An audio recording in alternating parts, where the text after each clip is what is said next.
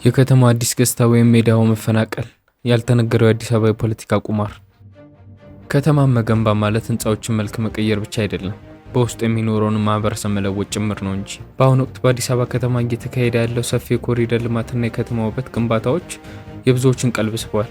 ፏፏቴዎች፣ ሰፊ የእግር ጉዞ መንገዶች እና አውሮፓውያን የሚቀኑባቸው ዘመናዊ መዋቅሮች። በመንግስት በኩል ይህ ፕሮጀክት አዲስ አበባን ዓለም አቀፍ የዲፕሎማሲና የቱሪስት መናገሻ የማድረግ ታላቅ ስኬት ተደርጎ እየተሰበከ ነው። ነገር ግን ቆም ብላችሁ አስባችሁታል? ከዚህ አንጸባራቂ የኮሪደር ልማት መጋረጃ በስተጀርባ የተሻሸገው እውነተኛ የኢኮኖሚና የፖለቲካ አጀንዳ ምንድን ነው? ይህ ልማት ነው ለነዋሪ የመጣ በረከት ነው ወይንስ ከከተማዋ መካከለኛና ዝቅተኛ ማህበረሰብ ከማዕከላዊ ስፍራ የማስወገጃ ድብቅ የፖለቲካ ስትራቴጂ ነው?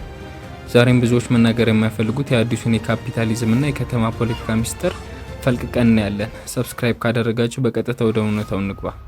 የጀስቲፊኬሽን ቁማርና የሀብት ሽግግር። በዓለም አቀፍ የከተማ ፖለቲካ ውስጥ ጀስቲፊኬሽን የሚባል ትልቅ ጽንሰ ሀሳብ አለ። ይህ ማለት በአንድ ከተማ ውስጥ ያሉ ዝቅተኛ ገቢ ያላቸውን ነዋሪዎች የሚኖሩበትን ሰፈር በልማት ስም በማፍረስ ቦታውን ከፍተኛ ሀብት ላላቸው ባለሀብትና ዲያስፖራ ማስተላለፍ ማለት ነው። የአዲስ አበባ ኮሪደር ልማት ታዲያ የዚህ ስትራቴጂ ፍጹም ማረጋገጫ ነው ሊባል ይችላል።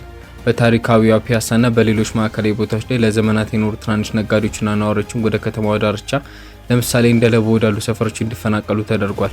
መንግስት ይህንን ከተማውን የማዘመን ሂደት አድርጎ ቢቆጥረውም ከጀርባ ያለው ድብቅ አጀንዳ ግን ግልጽ ነው። የመሬት ዋጋን በከፍተኛ ደረጃ በመጨመር የመንግስት የሊዝ ገቢን ማሳደግና የከተማዋን ማዕከል ለከፍተኛ የካፒታል ባለሀብቶች ብቻ ክፍት ማድረግ ነው። አዲሱ አዲስ አበባ የሁሉም ዜጎች ናት ወይንስ ከፍተኛ ባለሀብቶች ብቻ መፈንጫ? ሌላውና ትልቁ የመንግስት ድብቅ አጀንዳ የፖለቲካ ምስል ግንባታ ወይም ኢሜጅ ቢልዲንግ ነው። ኢትዮጵያ በአሁኑ ወቅት በተለያዩ ክልሎች ባሉ የጸጥታ አለመረጋጋቶችና በማክሮ ኢኮኖሚ ጫና ውስጥ እንደምትገኝ ይታወቃል።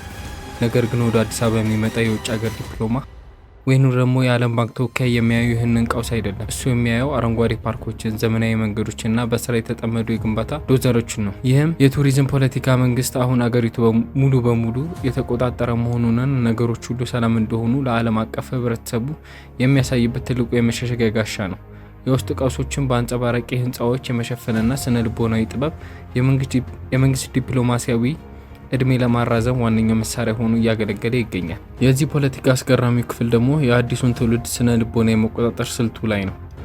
መንግስት ከተማዋን ገጽታ ማራኪ በማድረግ በተለይም ወጣቱ ዘንድ ሀገር እየተለወጠች ነው የሚል የኩራት ስሜት እንዲፈጠር ማድረግ ችሏል። ነገር ግን ይህ ውበት ስሜት በውስጡ ጥልቅ የማደንዘዣ ባህሪ ያለው። ወጣቱን በትናንሽ መዝናኛዎችና በፎቶ መነሻ ስፍራዎች ላይ ትኩረት ሲያደርግ በሀገሪቱ ስላሉ ጥልቀት ያላቸውን የዲሞክራሲ፣ የፍትህና የኑሮ ውድነት ጥያቄ እንዳያስብ ያደርጋል። የከተማ ውበት የሰዎችን ቀልብ ለመግዛትና መሰረታዊ ፖለቲካ ጥያቄ ለመመለስ የተነደፈ ዘመናዊ ስልጣን ማቆያ ስልት እየሆነ ነው የሚሉ ትችቶች አሁን ላይ በስፋት እየተደመጡ ይገኛሉ። አዲስ አበባ እየተለወጠች መሆኑን አያጠራጥርም። ነገር ግን ጥያቄው ለውጡ ለማን ነው? ወደ ሌላኛው ጉዳያችን ስናልፍ የኢትዮጵያ መንግስት ድብቅ አጀንዳ ከምርጫው በስተጀርባ የተሻሸገው አስደንጋጭ እውነታ።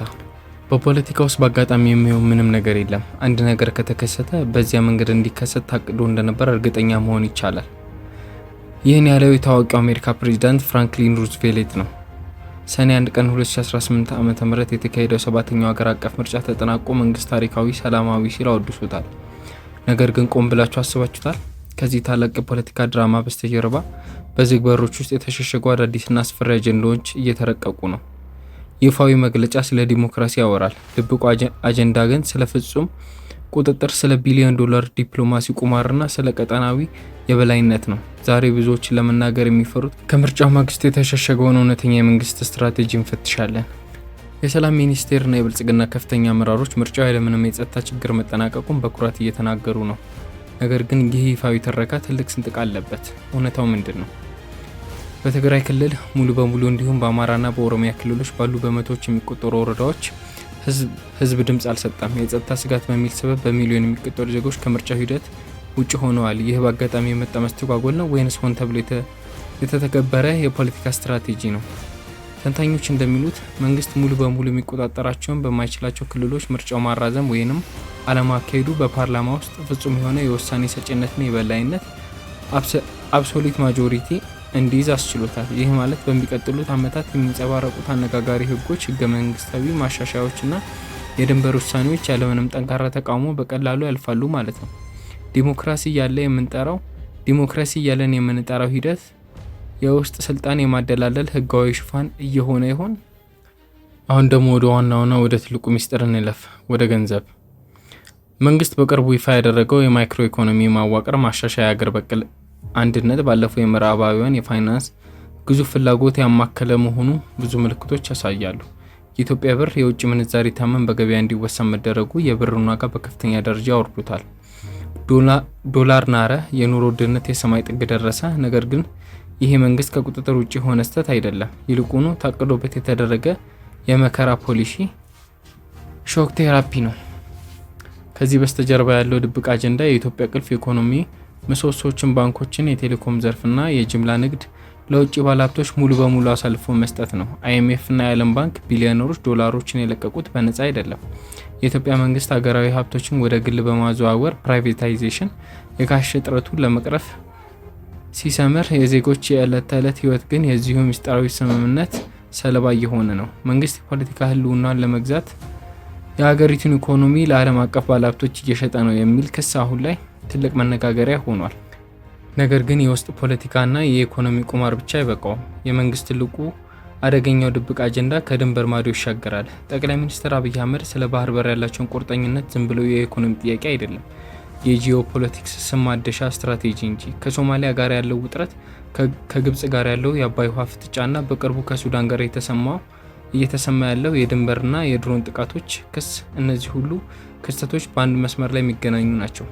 መንግስት በውስጥ መስመር እያጋጠሙ ያሉትን የሰላም እጦት፣ የኢኮኖሚ ቀውስና የህዝብ ቅሬታዎች አቅጣጫ ለማስቀየር የውጭ ጠላትና የብሔራዊ ክብር ትረካዎችን በስፋት እየተጠቀመ ነው።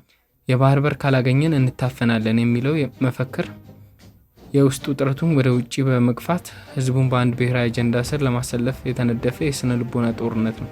ነገር ግን ይህ ቁማር ከፍተኛ ዋጋ ሊያስከፍል ይችላል። በአፍሪካ ቀንድ ላይ እየተንጸባረቀ ያለው የጦር ጥላ የመንግስትን የረጅም ጊዜ ስልጣን ጉዞ ለማስቀጠል የሚከፈል መስዋዕትነት ይሆን? የሰባተኛው ሀገር አቀፍ ምርጫ መጠናቀቅ አዲስ የፖለቲካ ምዕራፍ ከፍቷል። ነገር ግን ይህ ምዕራፍ የተጻፈው በሚስጥር ስምምነቶች፣ በኢኮኖሚ ሽያጮችና በቀጠናዊ ፍጥጫዎች ብዕር ነው። መንግስት የነደፈው አጀንዳ ሀገሪቱን ወደ ተረጋጋ ብልጽግና ማማ ያወጣታል ወይስ የውስጥ ስንቆችን ይበልጥ በማስፋፋት ወደ ማያልቅ ቀውስ ይከተናል? አትርሱ፣ በፖለቲካ ውስጥ የምታዩት ነገር ሁሉ እውነት አይደለም። እውነተኛው ጨዋታ የሚካሄደው ከመጋረጃ በስተጀርባ ነው። እናንተ በዚህ ጉዳይ ላይ ምን ታስባላችሁ? መንግስት የባህር በርና የኢኮኖሚ ማሻሻያውን የሙጥኝ ያለው ለህዝብ ጥቅም ነው ወይንስ ለራሱ የስልጣን እድሜ? የእናንተ ጥልቅ የፖለቲካ አስተያየት ከታች ባለው ኮሜንት መስጫ ላይ አስፍሩልኝ። ይህንን ሚስጥርና ሌሎችን እንዲያውቁ ቪዲዮ ላይክ እና ሼር ማድረግ አትርሱ። አዳዲስና ያልተሰሙ ትንታኔዎችን እንዲደርሳችሁ ደግሞ ቻናላችንን ሰብስክራይብ ያድርጉ። በሚቀጥለው አስገራሚ መረጃ እስከምንገናኝ ነቅታችሁ ጠብቁን። ሰላም።